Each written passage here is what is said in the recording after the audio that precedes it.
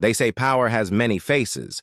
Some roar under stadium lights, some shout from podiums, some whisper in private rooms where deals are sealed and futures are written. And then there are the quiet ones, the men who exist in shadows, yet shape worlds louder than any microphone could reach. To know the story of George Farmer, you must forget the headlines and switch off the noise.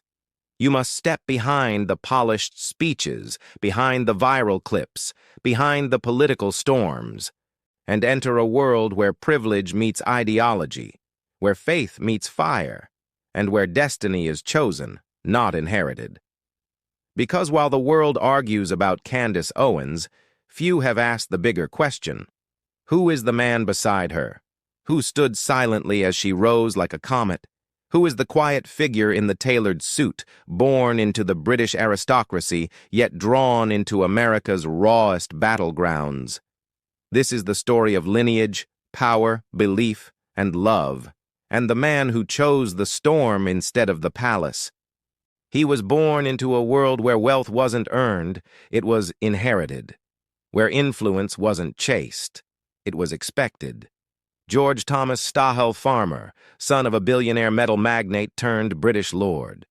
A boy whose family name carried centuries of legacy, land, private chapels, and access that most could never imagine. Yet privilege alone does not define him, because from the beginning, George's path was being written in tension, between duty and conviction, between aristocracy and rebellion, between the gilded halls of Britain's ruling class and the fire-forged world he would later choose. He grew up behind estate walls and iron gates, where wealth is quiet, where lineage is spoken of only among those who understand it, and where prestige can be a cage disguised as comfort. Tutors, chapel pews, classical education, then Oxford University, where ambition meets heritage and the country's next power circle is groomed like racehorses bred for monarchy. At Oxford, he read theology, not economics, not politics, not business, but faith. A decision that hinted even then that the young man with the polished shoes and the aristocratic jawline wasn't playing the same game as the rest. While many of his peers sharpened themselves into future bankers and ministers, George burrowed into doctrine, history, scripture, searching, questioning, wrestling with meaning beyond wealth. It wouldn't be the last time faith would guide him into unconventional ground. But Oxford offers more than books. It offers networks, gateways, rooms where the future prime ministers and CEOs first clink glasses and measure each other.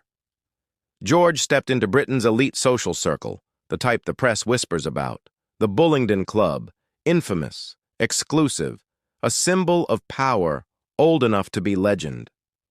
Here, he brushed shoulders with the sons of tycoons, future legislators, foreign princes. A world where confidence is inherited and the world feels predetermined. Yet beneath the privilege lived something else. A sharpening worldview. Conservatism, not as internet argument, but as inherited philosophy, as tradition, as identity. For him, belief was not rebellion, it was legacy, and conviction doesn't burn quietly. He soon found himself drawn into activism not as a career, but as calling. The young aristocrat began moving through London's right-leaning political circles, advising, networking, funding, strategizing. He understood something most never do. Power begins long before speeches and elections. It begins in drawing rooms, alumni dinners, closed-door gatherings where ideas ferment and alliances are formed with subtle nods instead of slogans. But fate rarely announces itself politely. In 2018, across an ocean, another figure was rising.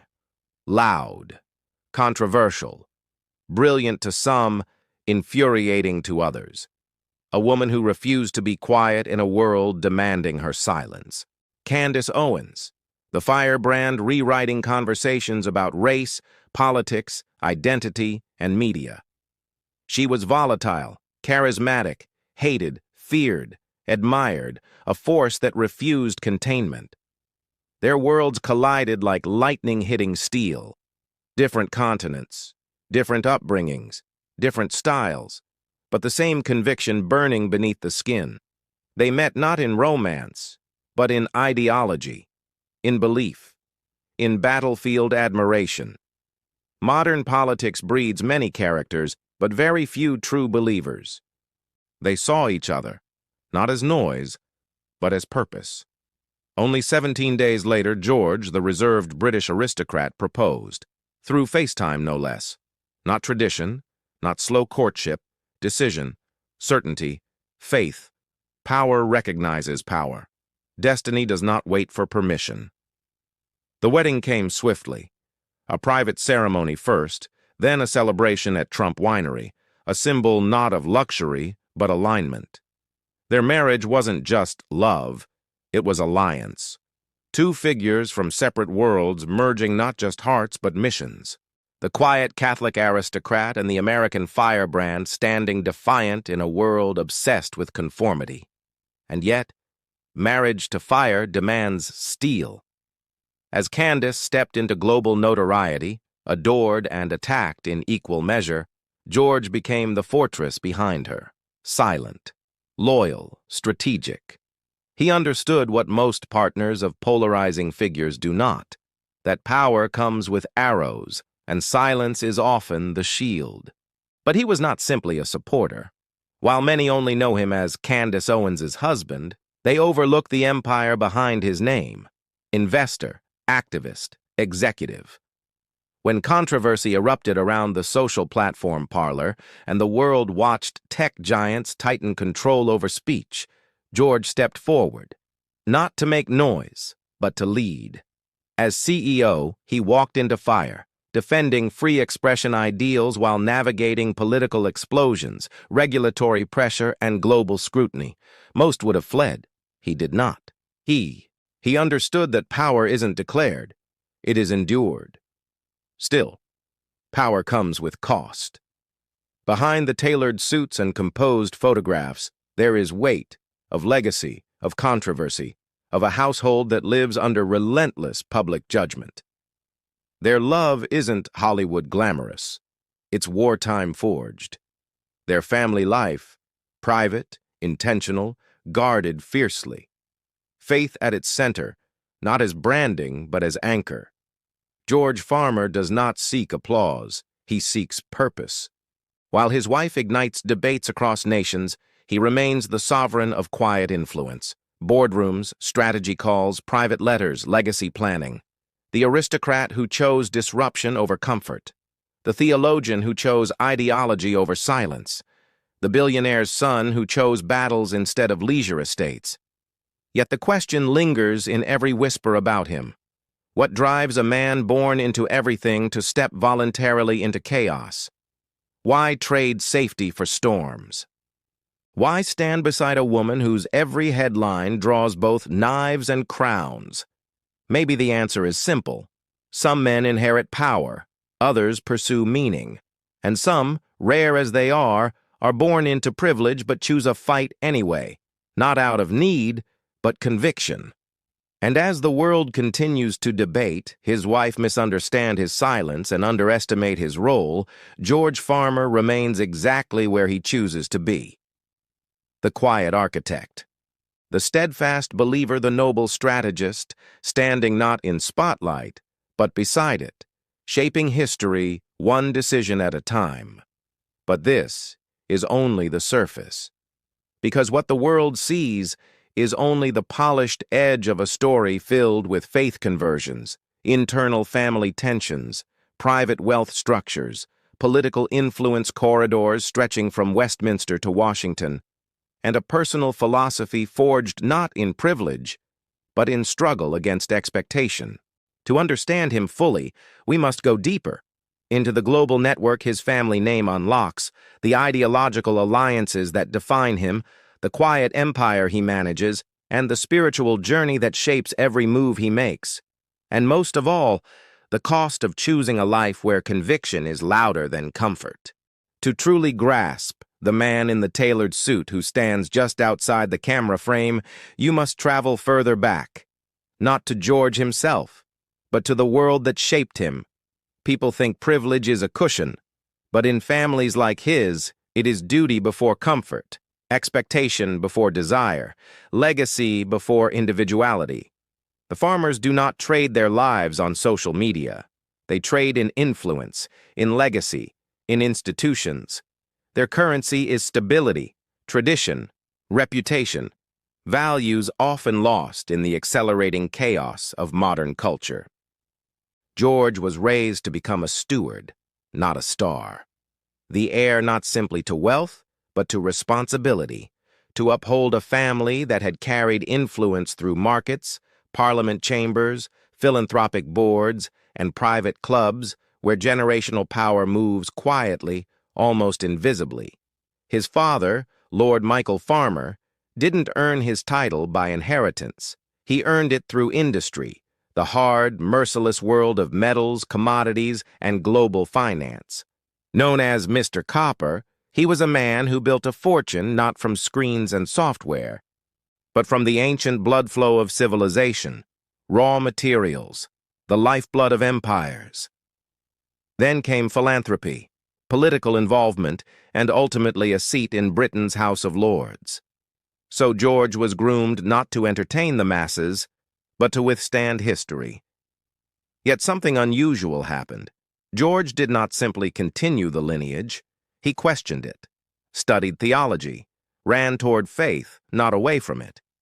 In a world where elites often flirt with spiritual cynicism, he embraced conviction, order, and moral absolute.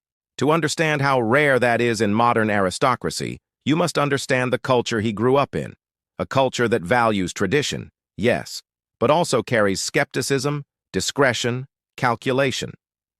Faith, for many, is heritage. For George, it became compass.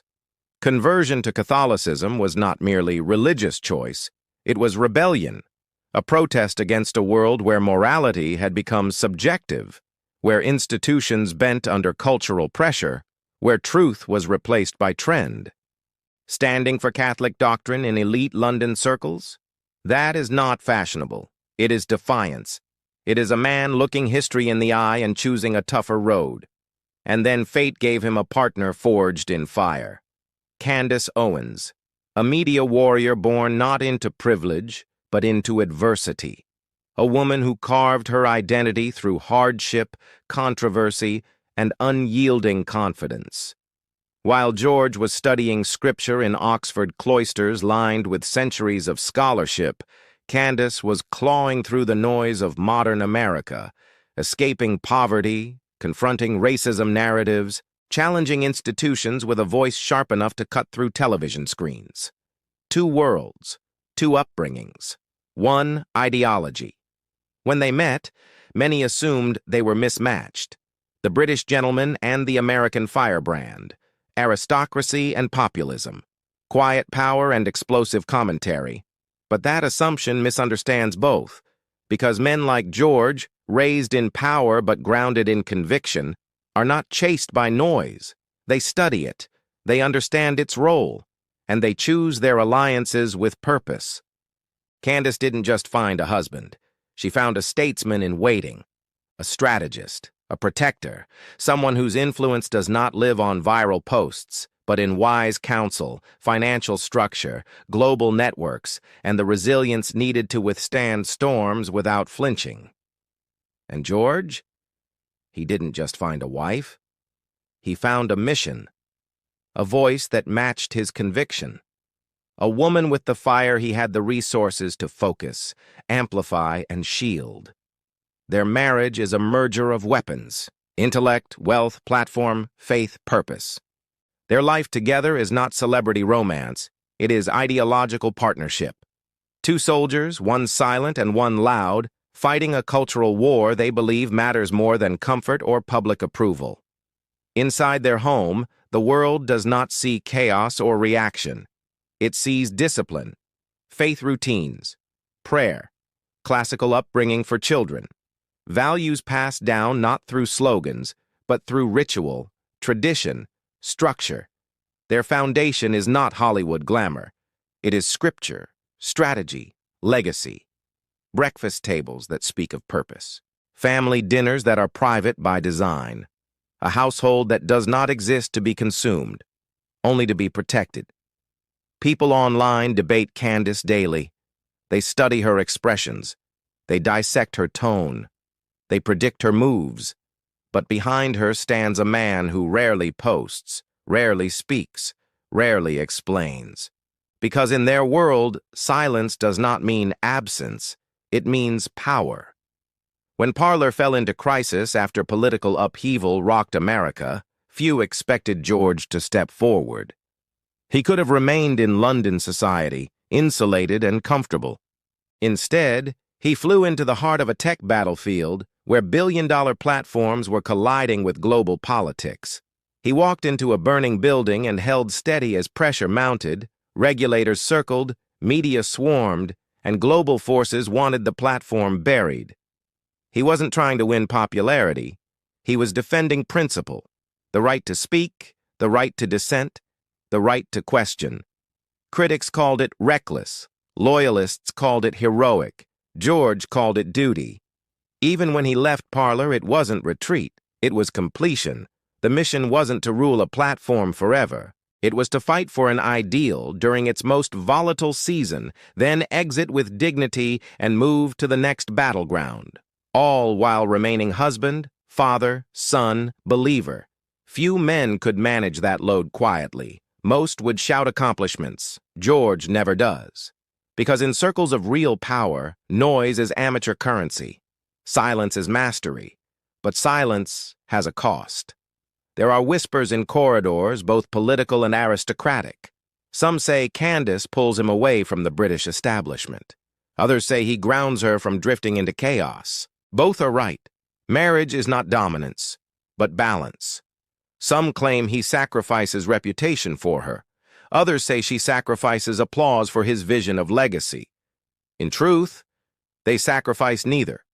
They simply know that history is not written by those who want to be liked, but by those who are willing to stand. Once, his world expected him to inherit a life pre-written, polished, predictable. Instead, he ripped the script. Married a woman America cannot ignore. Entered a culture war Britain prefers to watch from distance. Raised children in a climate where beliefs are battlefield armor. Stake his legacy not on quiet aristocratic fading, but on active cultural shaping. The quiet billionaire heir became a player in the loudest arena on earth, not because he needed relevance, but because he chose responsibility. Not many see the pressure, the security protocols, the media knives sharpened daily, the global elites whispering in drawing rooms, the political actors watching their every move, the speculation about ambition, because power couples never exist without rumors of larger destiny. Some believe he will eventually enter politics directly, not in America, but back in Britain, where speeches are less feral but stakes are ancient. Others suspect he will build institutions, schools, media, foundations, to shape culture instead of chasing office. Those close to him say he already works on something bigger than public title, generational strategy. And that is where his secret truly lies. George Farmer is not simply living a life. He is building a dynasty. 1 foot in Westminster aristocracy, 1 foot in American ideological rebellion, one hand holding ancient tradition, one hand shaping modern warfare of ideas. The man the internet calls Candace Owens' husband may one day be known as something else entirely. A quiet architect of a new conservative elite, rooted not in rage, but in vision. Not reactive, intentional, faith-driven, discipline-bound, built on family, heritage, religious conviction, and strategic patience. Some rise loudly, others rise inevitably. George rises deliberately, but every legacy has ghosts, every dynasty has conflict. And every man who chooses conviction over comfort must eventually face a moment that tests the limits of his resolve, a moment where loyalty, belief, family pressure, and public fire collide in a way no strategy can fully shield. And for George Farmer, That moment has already begun to move like a shadow beneath the surface, triggered not by policy, not by business, but by loyalty to truth in a world that punishes truth-tellers. Because what happens when a marriage built on shared ideology meets a world where beliefs evolve, where alliances shift, where loyalty becomes trial by fire? What happens when the world pushes against a bond forged in battle, and the storm threatens to turn inward? The quiet strategist, the hidden architect, the noble-blooded warrior of conviction, is about to face the hardest test of all. Not from the outside world, but from the fracture lines appearing inside the very movements he helped support. And that is where the final chapter begins. Power never comes without a price, but the price is rarely financial for the elite. It is psychological, spiritual, generational. It is paid in loyalty, in sacrifice, in sleepless nights where strategy turns to prayer and identity becomes armor. In the quiet corners of their private world, George and Candace have felt the weight of being more than individuals. They are symbols now, and symbols carry burdens, not just banners. For years, they moved in synchrony, a united front against media giants, cultural tides, political machinery. But movements evolve, and alliances shift. In politics, yesterday's ally can become tomorrow's cautionary tale. The conservative sphere, once aligned behind shared outrage, has splintered into factions: populists, traditionalists, libertarians, nationalists, religious conservatives, economic elites, and digital-age firebrands. Faith and politics, once intertwined, sometimes clash, and scandal, media narratives, ideological disputes, they test even the strongest partnerships. When Candace parted ways with certain political figures and platforms she once aligned with, when she voiced convictions sharply at odds with powerful institutions, the ground beneath her shifted. Some walked away, some attacked, some whispered about her judgment, but one person did not flinch. George stood still, not because loyalty is easy, but because conviction is not seasonal for him. It is covenant. Those who know them say that period revealed something profound. Their marriage is not transactional, not strategic convenience, not opportunistic alignment. It is a bond forged in belief that truth is not measured by applause. George did not shield Candace from consequences. He stood beside her in them. To him, adversity is not evidence of error, but the furnace where integrity is refined. Still, even loyalty strains under public weight. Imagine having a seat in Britain's aristocratic lineage, then watching headlines fire like cannons across oceans, dragging your family name into digital warfare. Imagine dinners at private clubs where whispers grow from curiosity to concern. Is he sacrificing legacy for ideology? Imagine grandparents reading global headlines, distant cousins receiving calls from journalists, private institutions discussing reputational exposure. Yet he did not bend, because George Farmer does not live for approval. He lives for principle, and he knows history never favored the ones who lived quietly to protect comfort. It favored the ones who stood still when storms roared.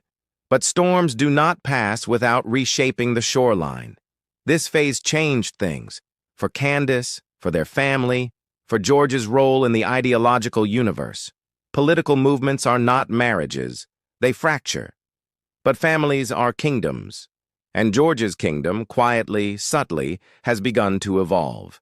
There is a new seriousness around him now, less reactive engagement, more strategic silence, less outward involvement, more inward building, more time in faith circles, more emphasis on legacy institutions, education, faith foundations, cultural stewardship, less noise, more architecture. Some say George is preparing to build rather than battle. Because power, real power, is not in outrunning controversy. It is in outlasting it. It is not in becoming louder. It is in becoming inevitable. And inevitability is not built on trending moments, but on generational groundwork.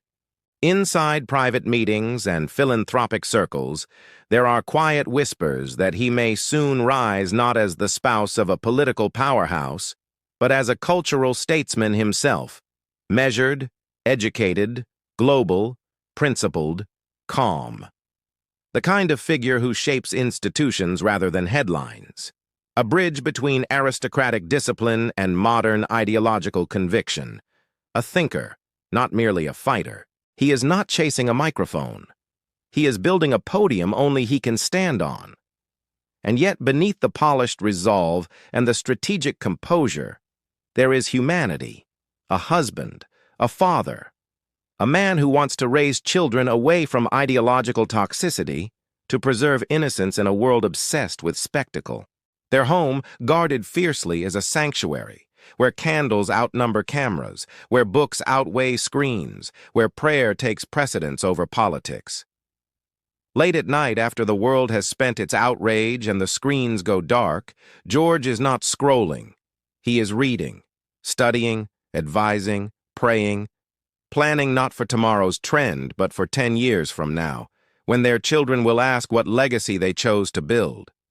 Where most influencers chase minutes, he chases centuries, and in that pursuit lies a truth few understand. George Farmer is not here for relevance. He is here for permanence. He knows the aristocracy of old understood something the social media era has forgotten. Influence does not belong to those who shout the loudest. It belongs to those who endure the longest. Dynasties are not built from virality. They are built from values. They are slow, deliberate, fortified with faith, discipline, and vision. Most public figures burn bright, then fade. George has no interest in flames. He is building stone. He does not sprint, he endures. Candace fights the war in daylight. George builds the fortress at night. And so, while analysts and critics demand labels, while media demands outrage, while society demands alignment, George simply returns to his quiet mission. Faith, legacy, family, discipline, purpose. Because history remembers two kinds of men, the ones who chased attention and the ones who built kingdoms. George Farmer chose the second path. As the modern world fractures into noise, as culture accelerates toward ideological warfare, as political identities splinter and collide, he walks in rare calm, not to escape the battle, but because he knows warriors of faith do not need volume to have impact. In the end, his story is not one of a man living in someone else's spotlight. It is the story of a man who never needed one. A man who stepped out of aristocratic expectation not to rebel, but to fulfill duty on his own terms. A man who married not fame, but fire, and shaped it into legacy. A man who traded comfort for conviction. A man who does not pursue applause because he pursues eternity. George Farmer's secret life was never meant for tabloids or timelines. It was always meant for history, not the kind written quickly, the kind carved slowly, into the foundation of generations.